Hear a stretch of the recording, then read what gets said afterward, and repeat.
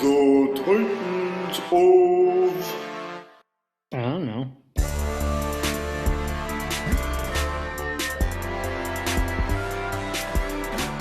Ladies and gentlemen, welcome to another episode of the Titans of I Don't Know. I'm Ben. And I'm Joe. Welcome to the show. We have a special guest with us today, Kevin, one of our good friends from Jersey who not only loves music like we do, but is also being affected by this whole Corona experience, if you want to call it that. Welcome to the show, Kevin. Hey, thanks for having me.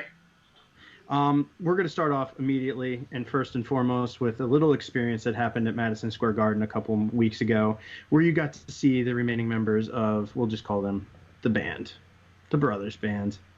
How was it, dude? Dude, I mean, it was such an amazing show. I mean, the feel of the Garden. There's not a lot of shows that sell in there 360 degrees.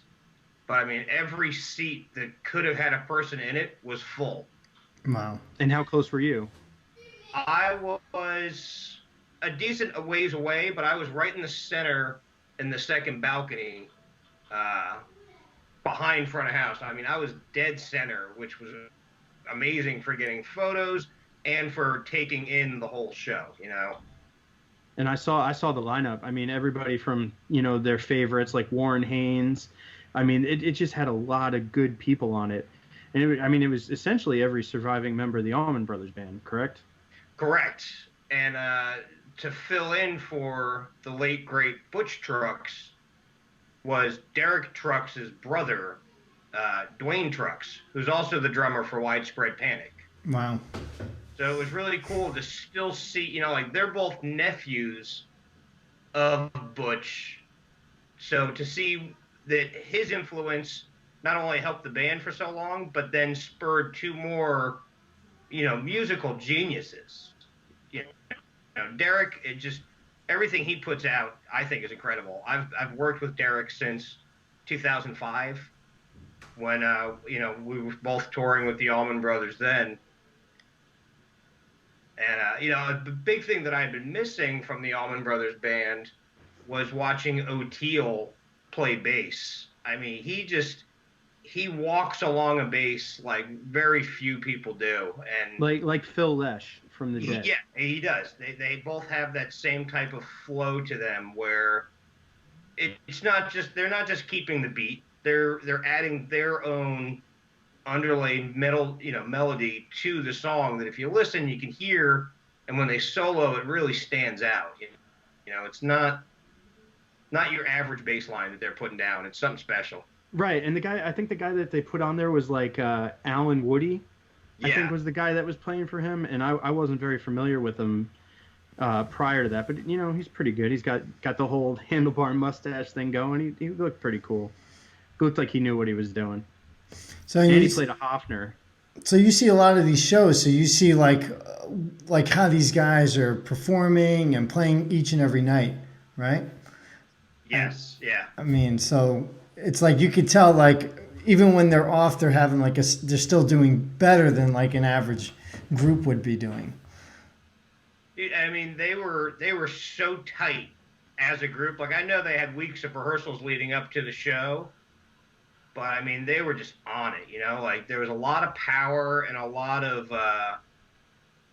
change-ups to old favorites, where they didn't change anything major, but a couple songs were played in different tempos. Mm-hmm. Whether they slowed them down, which they did for a couple of songs, or like they got to everybody's favorite, whipping post, and all of a sudden the tempo sped up a little bit, and it just added this extra bit of energy that was just incredible. Nice.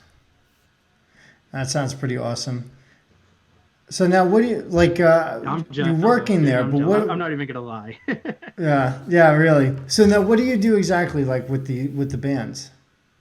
So I do a lot of the rigging, which is all of the securing of the equipment from the ceiling. So it's been a long time since I've been the guy that goes up there and is pulling the rope. Mm-hmm. But we'll come in, we'll lay out the floor of where all the points need to go for the lighting trusses and the audio speakers and the video equipment. and I work for a lighting company who we usually provide most of the rigging for our tours as well. Like we'll just come in and we'll do every department, just so it's What's one better person. than to use your own equipment? You know, like that Right. makes sense. Yeah. So basically, your entire job revolves around music performances and other types of performances. Yeah, I mean, we do concerts and special events and festivals. And, you know, like there's nothing in my industry right now that functions for 50 people or less. Wow. This whole virus is, it's not like, you know, pushing pause on our industry. It's like somebody pulled the e-brake while you're in the middle of driving down the turnpike. Oh my God. It's a dead stop, and it was brutal to a lot of people because generally December, January, February are the slower months because there's less big concerts going on. People are getting ready for the holidays. And You know, everything you would have be a lot of- indoors anyway.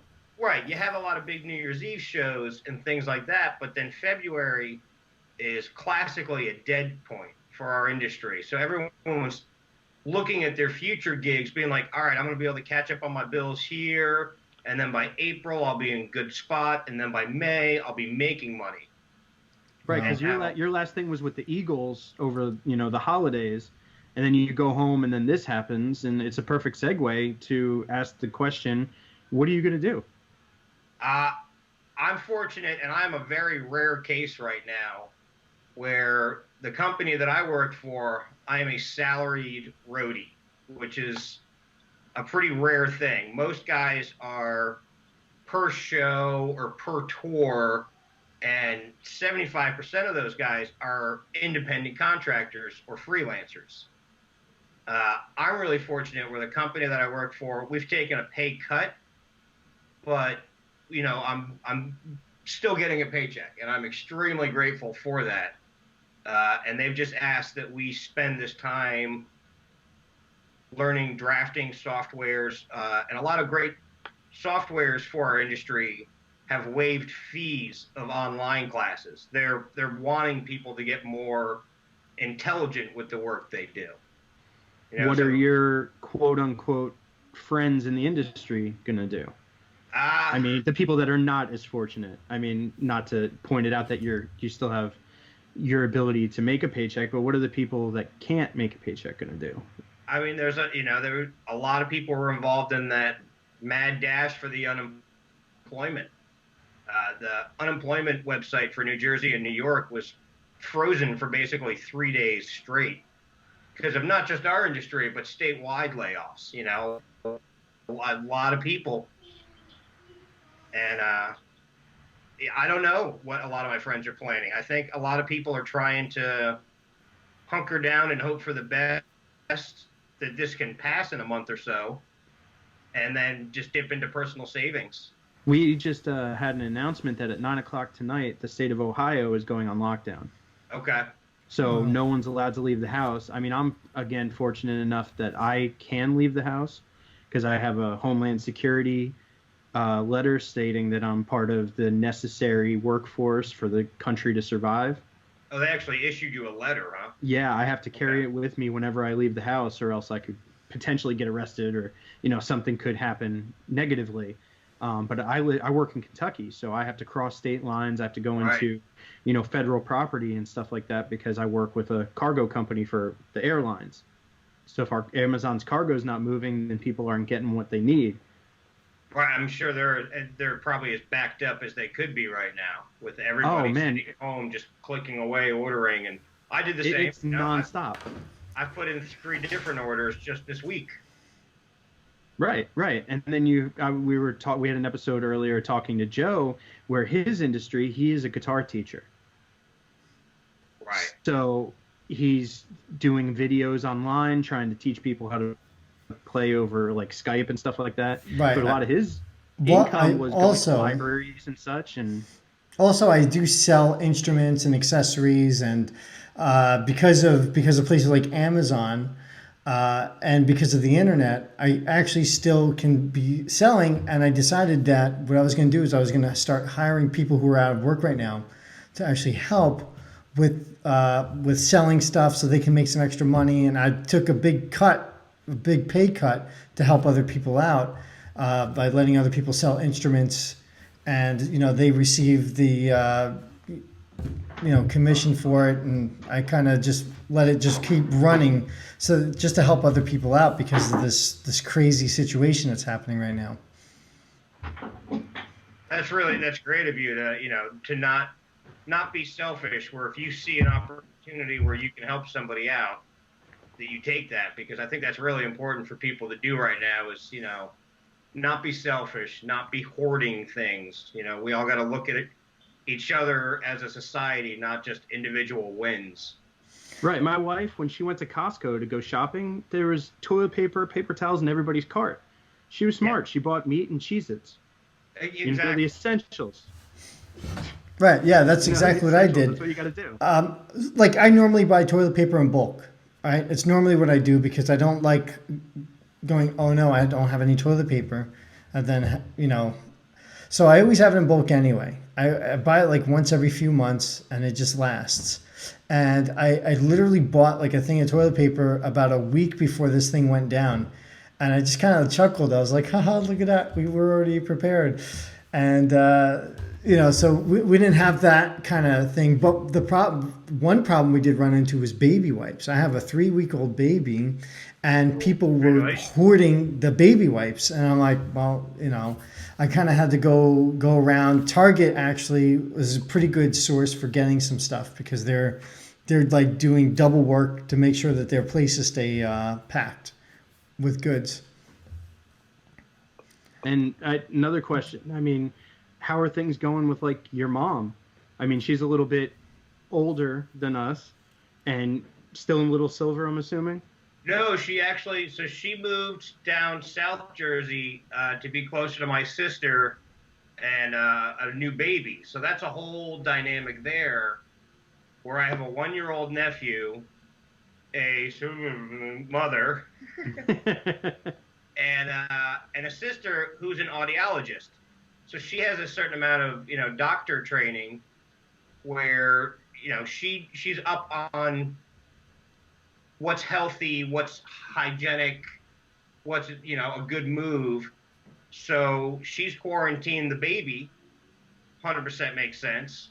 Mm-hmm. And also now we have to kind of avoid my mom. And my fear. But still provide for her. Right. Like because I had seen my mom in between that Allman Brothers show and the lockdown. And constantly in my head now, I'm not worried about my own health. If I get sick, I'm a fairly healthy person. I feel like I could get through the virus like a normal flu. It would hit me hard and be uncomfortable. But I'm more concerned of what did I expose my mom to by her spending 2 days at my house. That's right. My biggest concern is her, And I mean, rightfully it should be, but think about there's probably thousands of people that are feeling the exact same way. Like until it became serious, no one was taking it serious. Right, and that was really frustrating to try and get into my mom's head at the beginning of this was essential. You do not need to go to CVS to pick up 3 items.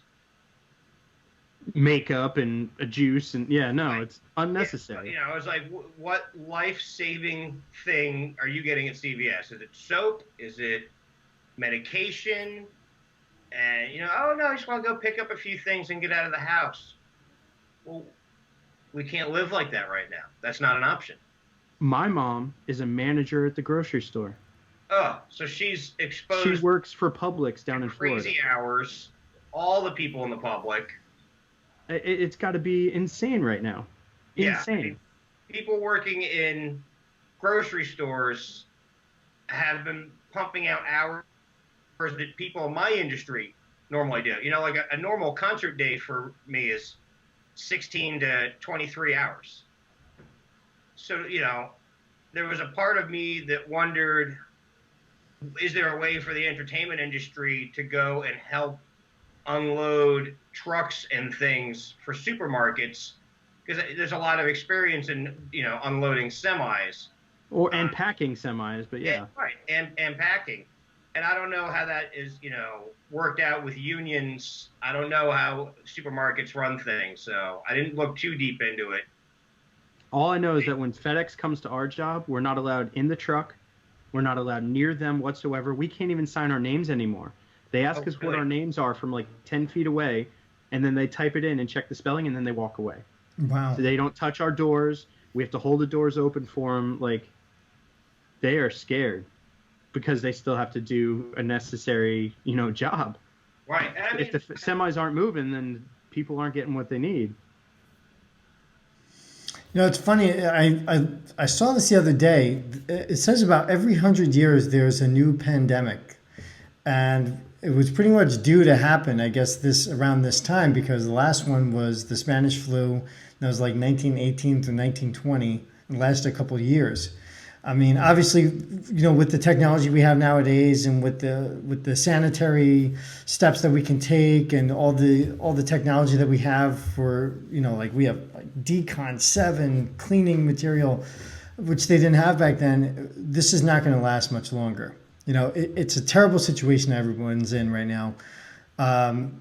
But this is probably, and looking at all the different types of viruses that have been going on over the past, like, at least 20 something years, this one is like the least, it seems like the least dangerous as far as like the death rate goes. But apparently it's like 10 times more contagious, and it's like a flu that lasts like 3 times as long as the average flu. So it's That's because it keeps on mutating. Initially, it was just only able to be transported between like animals and people.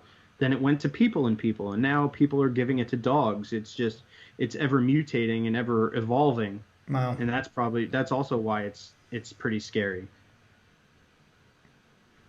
I don't know. Wow, that's pretty nuts. I mean, that is the theme of the whole podcast. We when it comes down to it, you don't know what you're going to do, and you're presented with situations like this. I mean, I hope your mom's safe and everything works out good for her. Like, I hope my mom's safe. I hope your mom's safe. Your mom's still in Eatontown, right, Joe? Yeah. My mom, she's locked away in her home. Nothing really extreme going on with her. She's pretty much contained, and she's keeping herself quarantined. So she's not really anything to worry about as far as of right now. I mean, you never know. Something in the mail comes by, maybe someone comes into the door. Who knows? But so far so good. Let's keep it that way. But so like the guys you work with, right? They're all filing for unemployment, collecting unemployment checks. That's what they're doing right now? Yeah, I mean, they're trying to get the ball rolling on those unemployment checks, but with the massive inflow that's happened, it could be 3 weeks before anybody sees actual checks coming in. Yeah, that's what it sounded like. It sounded like you said they were applying for unemployment, but not actually getting unemployment. Right. It's just there's a lot of people, and like I said, it was coming out of a slow season for us. So there's a lot of people who are gig to gig, paycheck to paycheck, and this is a huge wrench right in the time that they're usually starting to pay off last winter's credit cards or bills, or for the music industry and the touring industry, it's a really rough time to happen. Not to say that there's ever a good time for a national or worldwide pandemic to hit us, but were this later in the summer, I think people would be a little more comfortable. It's really taking people in an uncomfortable position. And then later in the summer, when this supposedly goes away, because I think the CDC said you should all expect a 12-week quarantine, who's going to be available? They can't just say, oh, now you can come back. Right. That's going to be a huge thing, too. Our other fear is how quickly are people going to be comfortable congregating in a group of 30,000? Right. A festival is 30,000 people a day. An arena is anywhere from 10 to 16,000 a day. How long until big shows like that are going to be up and running? And then the prices. I Right. mean, I went to buy some tickets. I think it was like Dave Matthews. They're $100 a pop. Right. Who's going to afford that? For the Allman Brothers show. They were $100 a pop, and that was for second row mezzanine, and it was worth every penny. But Oh, yeah. at, like 3 weeks ago, I didn't think anything of dropping $100 for a night of great music. But yeah, coming out of this, people are going to have gone into their savings. They're not going to have all that disposable income. I was going to Chicago to see Joe Coy, the comedian. Okay. And the show was supposed to be in April. It was supposed to be like April 11th. They sent me a letter saying, or an email saying it's rescheduled for November 15th. Wow, that's really taking some time. Yeah, I mean, I'll have it paid off by the time I actually get to go and see it. But you know, it sounds like it's not any better where you are. It's not any better where I am. It just sounds bad altogether. And I personally don't feel like they have a plan yet. No, I think they're really trying to catch up, you know, and be as reactive as they can. It was something that I just think people were optimistic and hoping it wasn't going to spread here. All right, so they're being more reactive. They're trying to deal with the situation as it is versus, you know, being prepared for it.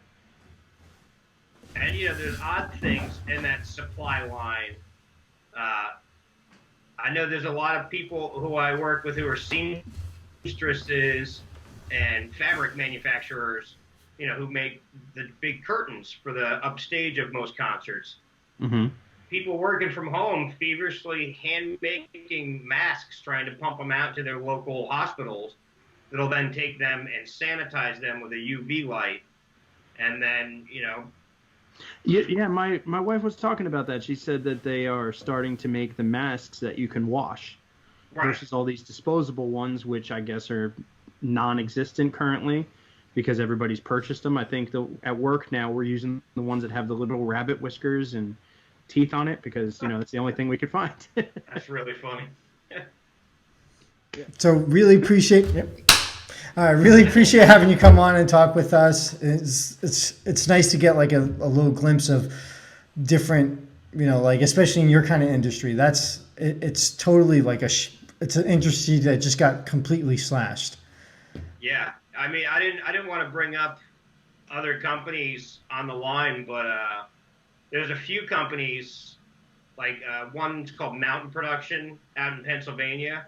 Mm-hmm. They build those outdoor festival stages. So they have a fucking, you know, yard full of equipment for building temporary structures. And I guess they got a call from FEMA out in Pennsylvania that they're going to start dispersing them for these, like, pop-up mobile testing areas? Yeah. Wow. And there's another lighting company out of Illinois called Upstaging. They're pretty fucking big. Yeah, they were here when Robert Redford was doing his movie. Okay. I remember seeing them on the trucks. They were doing all the lighting for under the bridges and stuff. Yeah, see, they do a lot of concerts and a lot of TV, so they have a lot of power distribution equipment, a lot of heavy gauge cable, so you can tap into power 500 feet away from where you actually need it, and they can get it to you with different transformers, so there's minimal voltage loss.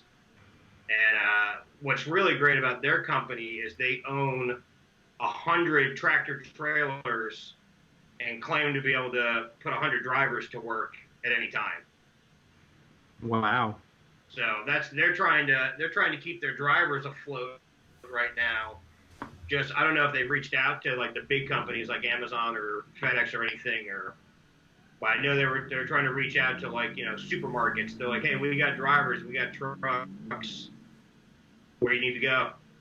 That's what it's much better than what they were doing in Denver. They had like a mobile testing site where my mother-in-law said you pull up to somebody in like a hazmat suit, they give you a swab, put it in a test tube, write down your information, and then just take the next car. Like, they don't even let you get out of the car, and just they test the whole family right there with a swab. Wow. They're doing that at PNC at the Are they?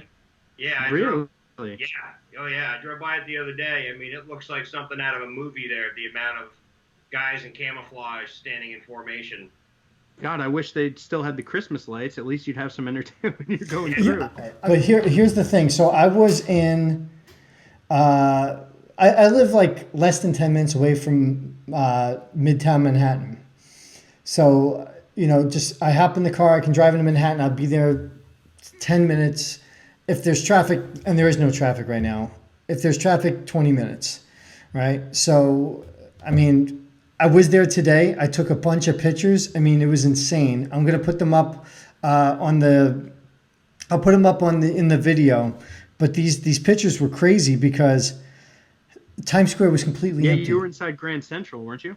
No, that was Times Square. I called Ben from Times Square today, like a video chat, and I showed him an empty streets, empty buildings. I mean, every Starbucks was closed because I wanted to get a cup of coffee. Can't do that in New York right now. I mean, no, which is crazy. It's insane. I couldn't believe how barren it was. It was something like, I mean, you guys saw I Am Legend? Yeah. Mm-hmm. Yeah, like he's in Times Square in that beginning scene where he's trying to hunt down the deer, right? And it was like that. That's what my daughter wants to watch tonight. I was like, that movie's scary. Gives me nightmares. She's like, Yeah, watch it. That gives adults nightmares. It does. Like, I'm like, you're 11. She's like, I can handle it. I'm like, all right, well, I'm locking my door and you're sleeping upstairs. Yeah. Because I got to work at 6 a.m, so I don't want to be bothered. Yeah. All right, man. I'm going to go make dinner and try to salvage what's rest of the night before I got to go to bed. Kevin, man, I appreciate you coming on. I really do. Oh, thanks for having me. I appreciate being able to, add something to it. Yeah, and if you do come up with anything else, we do like video shorts and stuff like that where we can have 5-minute conversations if you think there's anything. Or if you do end up having any friends that are like, hey, I really need workers, we could post that stuff up on there too and just share the hell out of it just to try and help people out. Yeah. So it was good to have you on. And what we like to do before we end every single episode is we like to come up with some kind of, we do Chuck Norris jokes. Whichever one you find the funniest, lay it on us. And if we've heard it before, then we'll just boo you. Copy booing. All right.